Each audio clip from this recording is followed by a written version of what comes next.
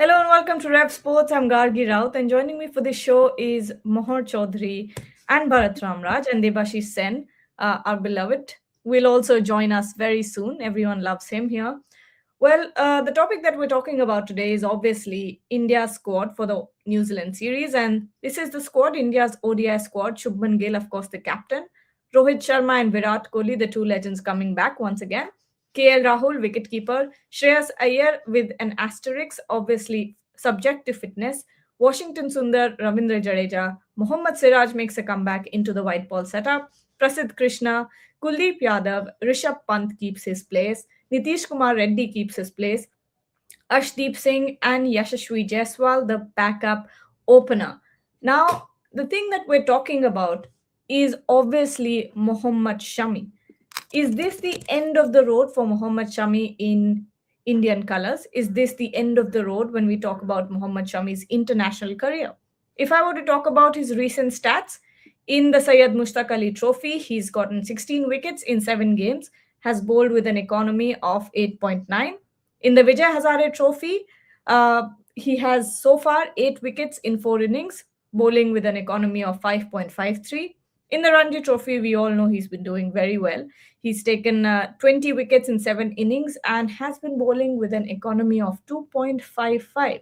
So these are the numbers of Mohammad Shami, the bowler, in domestic cricket as of now. A lot of fans surprised that Shami has not found a place in the selection in the ODI squad. But Bharat, starting off with you, are you surprised that Shami is not there, or do you think when the selectors say that we've moved past him, they truly have? Honestly, I'm not very surprised because how the selections have gone in the recent past. It feels as if the selectors have moved forward from Mohammad Shami, rightly or wrongly. But that is how it feels like from what I gather, whatever little I know. It seems like they didn't even discuss about Mohammad Shami in the selection meetings. That could be right, that could be wrong, but that is how it looks like. See, as far as Shami is concerned, you can look at it in two different ways. First of all, hats off to him because he has a great attitude. Whatever it is, he is someone who never gives up. Even maybe in 2027, I think he's the kind of cricketer who will keep trying. As you already noted, yes, some good stats in domestic cricket, but selectors must be seeing something else if it's based on logic. Maybe in the IPL, I saw that he's lost a little bit of nip in his bowling. I actually explained it with the two photos in one of the live shows as well. But who knows? He might have regained that little bit of nip in domestic cricket. I watched him in a couple of games, so domestic games, but not as much as maybe the selectors or someone else. So in those two games, he didn't feel as if he's got that little bit of nip back. But having said that, he's got the wickets. And when you play as many games as he has done in first class cricket or in domestic cricket in Vijay Hazare Trophy, Syed Mushtaq Ali Trophy, then it proves that he has the fitness as well. So there must be a reason. One, either it is because the selectors are thinking he's over 35 years now. We have to look at youngsters, or it could be something beyond just stats. That is, as I noted, they're thinking that he has lost that little bit of nip in his bowling, and that will be tested. I think in the 2026 IPL, if he has got that little bit of nip back, then with a new ball, you will again see Shami rowing in the 2026 IPL, getting a lot of wickets. If he's lost it a little bit, I think he's going to go for some runs. So it's the only chance I believe. Even if there is one chance, small window of opportunity for him from here on, is to have a great IPL season. I think that might give him a small window of opportunity to come back into the setup. Having said that, I feel bad for him because he's someone who never gives up. Absolutely, you do feel bad for him because in this Ranji Trophy season as well, 150 overs bowled so far. So if fitness is an issue, which I don't think is an issue anymore, it seems like Mohammad Shami, fitness wise, is back on track. Leading up to the South Africa series, there was a lot of talk about whether or not Mohammad Shami is fit enough. There was a lot of silence as well from the selection committee on whether or not Shami was fit at that point. There were no updates. Pretty much all of us were in the dark when it came to Mohammad Shami. But Mohor, going over to you now, how much of this does how much of this does it have to do with age? What do you think is the reason here? Because Mohammad Shami, numbers wise, isn't going wrong. Yeah, that's just what I was about to say. So if we look at his domestic numbers as of now, it can be a bit baffling because he's been doing really well across all the formats of the internet of the domestic games. So if we just look at his domestic numbers, it is a bit baffling. And I was personally hoping to see him in the squad, but I think age is a very big factor because I mean, if we look at the team selection across formats, I think the selectors and the coaches they have made it very clear that they are looking for a new young team. Especially, they are eyeing the 2027 World Cup, and before that, they are. We've seen they've done some permutations, combinations every now and then, and they're mostly looking at young players to carry the legacy forward. So keeping the age factor in mind, I think it could be a factor. I don't think fitness is an issue anymore because just like as you all mentioned, he has bowled a sufficient number of overs in the domestics. He has taken wickets. He's today, as far as I know, he also scored some runs down the order. He scored 25 runs of 11 balls just today. So I don't think the performance or the fitness is an issue, but age can be one. Okay, Suraj Singh here is saying why Ruturaj isn't selected. He scored in ODIs and domestic.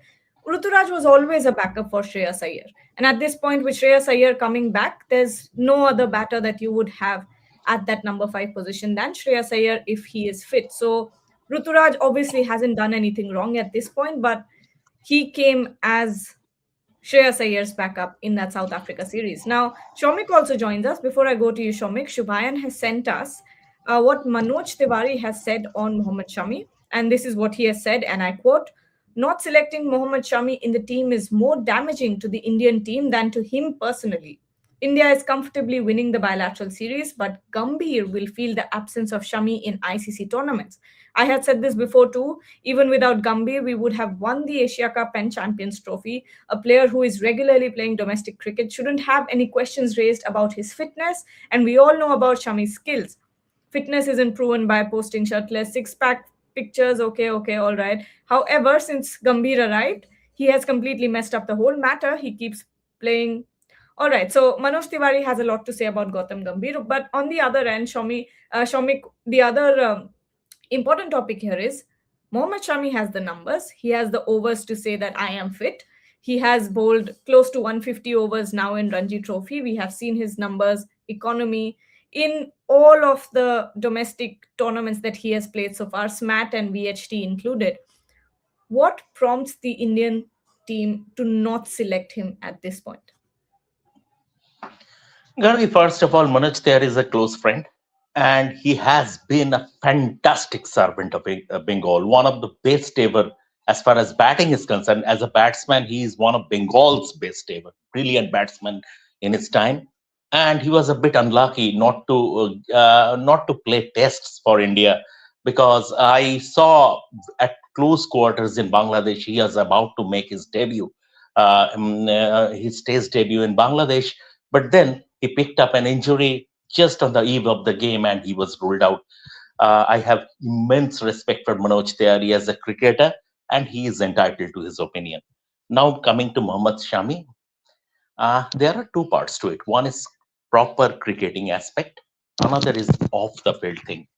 We start with the cricket thing. That yes, Shami has bowled lots of overs in domestic cricket, and he has picked up wickets also. He hasn't done badly, yes, but the feedback to the Indian team management from the BCCI fitness team or from the COE and the BCCI fitness team is is not. Shami's fitness is not up to the mark for international cricket. Simple as that. Playing domestic cricket and international cricket are two clearly different things. What will serve you well in domestic cricket, you have to go a notch or a couple of notches above to play for international cricket, be it form, be it your skill set, be it your fitness. And I can assure you that Shami's name was not even discussed at the selection committee meeting today. His name was not even discussed at the selection committee meeting today. He was never in the scheme of things. For this particular series, we don't know what will go ahead, what will happen going ahead, because we cannot predict the future. But for this particular three-match ODI series, Shami's name was not even discussed. That we can confirm. That is one thing. That is the cricketing part of it. There is another part, and this is my personal opinion.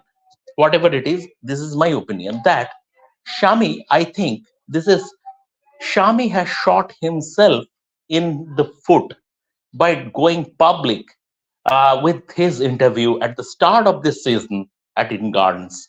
I mean, that incendiary interview directly accused and effectively sort of called Ajit Agarkar of lying. I mean, in the sense, he didn't say that Ajit Agarkar was lying, but the way Shami contradicted and said no one was asking my feedback, no one was asking things, and before that Ajit Agarkar had said something, he contradicted.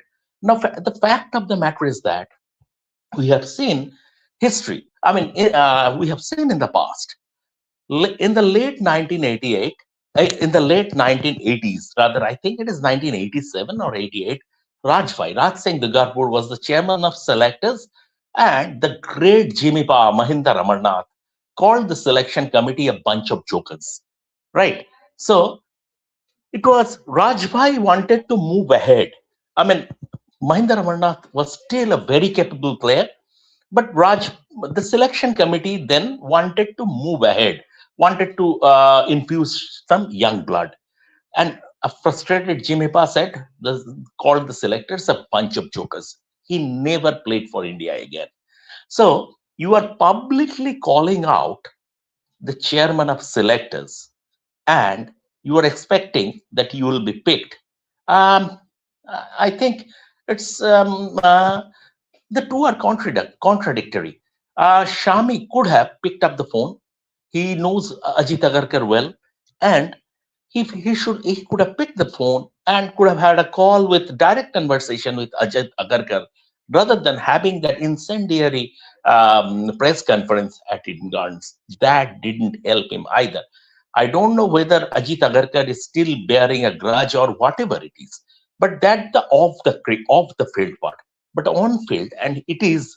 I mean, this also I can confirm that the reports, the feedback that the team management and the selectors have received, that Shami, although he has bowled a lot of top overs in domestic cricket, for international cricket, his fitness is still not up to the mark.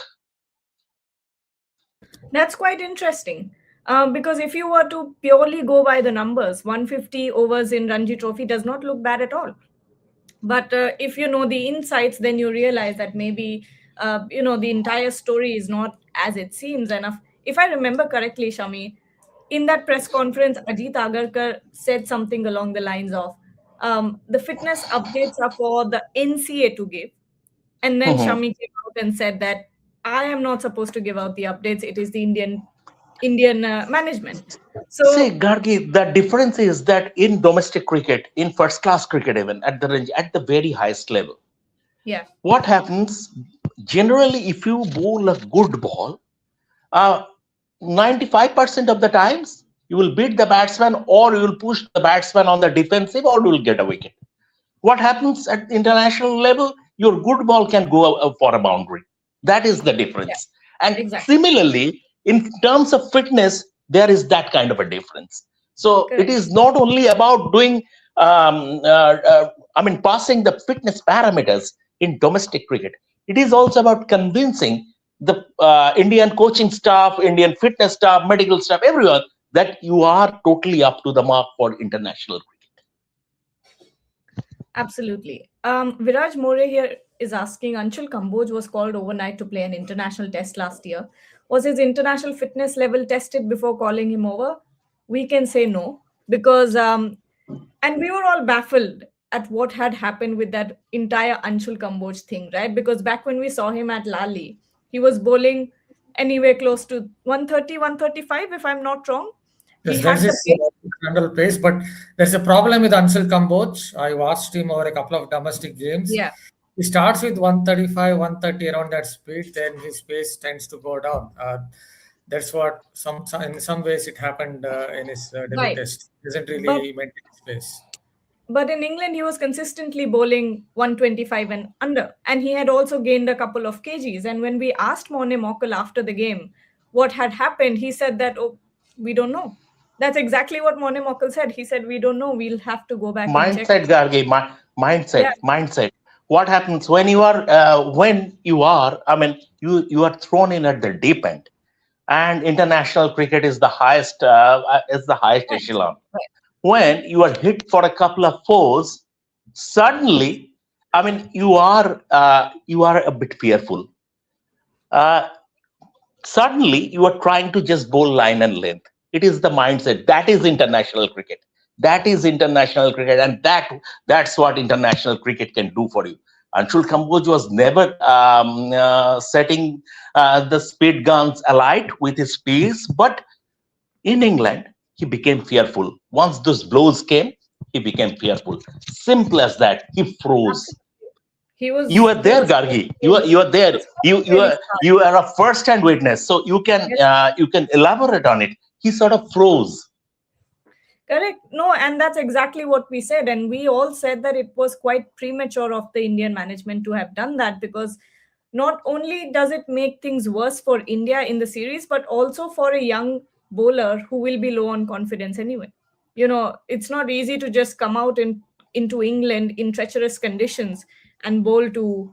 And it was a good strength in England team. It wasn't as if it was a second string team. So, okay, more comments here. In place of Kamboj, Shami been asked to prepare much before England test. Shami refused and later ignored. I don't know where you're getting this news from, but anyway, Bharat, Mohammad Siraj now makes a comeback. So it's heartbreak for one fast bowler, but positives for another. Mohammad Siraj makes a well-deserved comeback into white ball cricket. What are your thoughts? Yeah, first of all, I don't know why he was dropped. I think he bowled reasonably well in Australia. Yes, he didn't get the wickets that he perhaps deserved. I think he got only 3 wickets in 3 matches. But I thought he bowled better than those figures will suggest. He also has a pretty good ODI record, 46 matches, 73 wickets. Having said that, yes, there was a problem with him. Maybe there was a time when he was not getting it right in the slog overs. Perhaps he's gone back to the drawing board and worked on it. See, the thing with the Siraj is, I think he has the fast bowling mindset now. One of the problems with inexperienced Indian pace bowlers is they somehow take more time to develop fast bowling mindset. Maybe if you leave Kapil Dev, because he started out quite well, and Bumrah, I don't think you will get too many pace bowlers. Even the Jagbal Srinaths of the world or the Zaid Khans of the world took their own time to get it right. So that is a problem with the Indian pace bowlers. But with Siraj, I think he's finally got it right with his fast bowling mindset. It looks like he can swing the ball when he wants to. He can bowl the wobble seam when he wants to. He can go for the short ball when he wants to, and he's also learned reverse swing, which one saw it in the series against South Africa. So I think he's at the peak of his prowess. So this is his chance to maybe lead the pace attack in one-day cricket, because obviously Bumrah is also absent, and you never know for how much longer Bumrah will be around, because he already has had 3-4 back problems. So God forbid something again, and the injury will happen to Bumrah, and he will miss out on some cricket for 6 months. Then Siraj will have to lead the attack again. So this is a good chance for him to lead the pace attack in the absence of Bumrah and show his mettle. I genuinely believe he's at the peak of his prowess. More your thoughts on Siraj's comeback?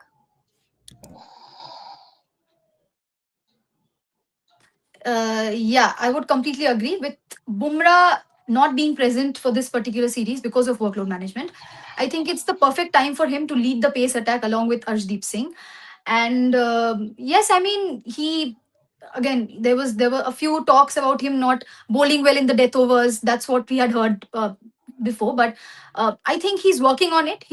Like Bharat sir mentioned, he's working on it. He's slowly and steadily evolving as a bowler, and it's nice to have him back in the squad.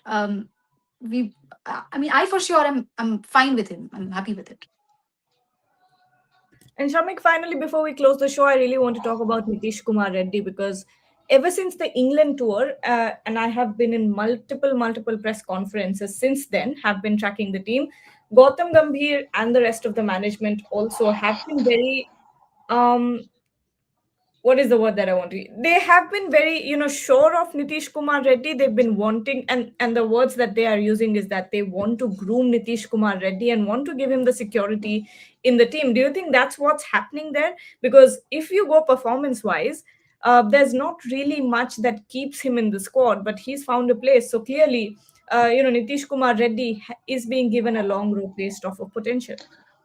Gargi, I'm coming to Nitish Kumar Reddy, but before that, and if the viewers have seen me celebrating a wee bit, that's because Nottingham Forest has reduced the margin. They have scored a goal, and that's why. So I apologize for that. And now the fact is that before coming to Nitish Kumar Reddy, we need to talk about Rishabh Pant and Ishan Kishan a bit, Gargi. The fact of the matter is that Rishabh Pant he has been on the selectors radar for ODIs and he will continue to be monitored. But today, and this is one another inside information I've been providing, that Ajit Agarkar and Shubman Gill, the captain, were completely aligned that Rishabh Pant cannot be dropped without giving him a game, without giving him a fair chance. That is the thing. Once they decided that Dhruv Jurel will be out, and in place of Dhruv Jurel, this guy is coming in. Shubman Gill is coming back as captain. Now, once they decided that Dhruv Jurel is out and we will not have three wicket keepers in the side, then and very often people make that mistake that team management means Gautam Gambhir alone. It is not.